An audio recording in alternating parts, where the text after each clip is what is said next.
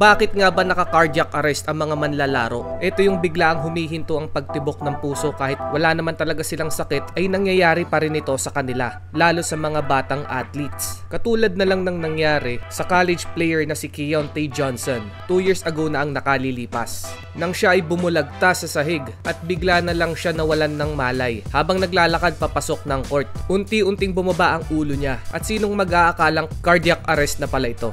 Nakoma siya ng 3 araw. Ibig sabihin, parang patay na siya ng 3 araw at almost 2 weeks din siyang na-admit sa ospital. Eventually, na-diagnose siya na may athlete's heart and increase in cardiac mass due to systemic training.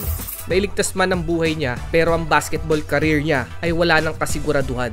Pwede silang humanap ng second opinion para makasiguro sa kanyang health condition. Kaya naghanap sila ng ibang doktor at hindi sila nabigo dahil nabigyan siya ng clearance para makabalik sa paglalaro. 2 taon nang nakalipas matapos siyang ma-cardiac arrest, muli siyang nagbalik at nakahanap ng bagong team sa Kansas State. 2 taon din ang inantay niya para makarecover mula nung nangyari ang trahedya.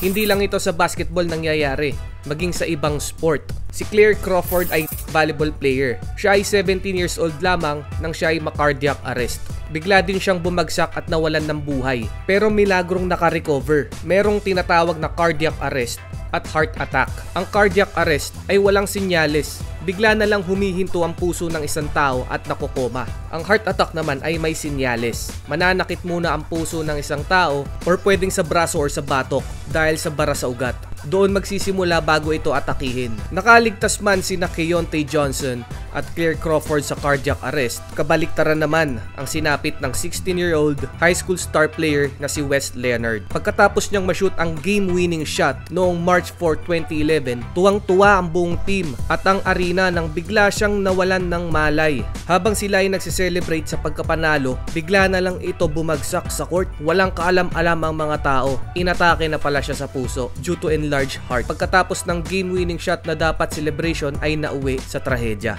Sila ang mga ilan lang sa mga atletang nagkaroon ng sakit sa puso. Si Bronny James ay na-cardiac arrest naman habang siya ay nagte-training sa basketball. Ang malas lang kasi kung kailan 1 taon na lang bago siya madraft. Ngayon pa siya na-cardiac arrest. Matuloy pa kaya siya sa NBA kasama ng tatay niyang si LeBron James? Well, I wish all the best sa health at career ni Bronny James. Sana makarecover na agad siya at hindi na maulit yung nangyari sa kanya.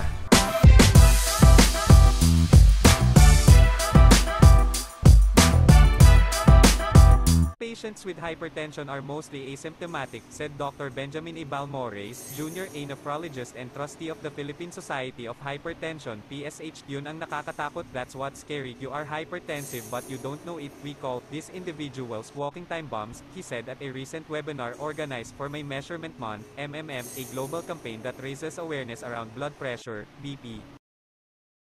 Life's greatest tragedy is that most people do not value their health until they lose it.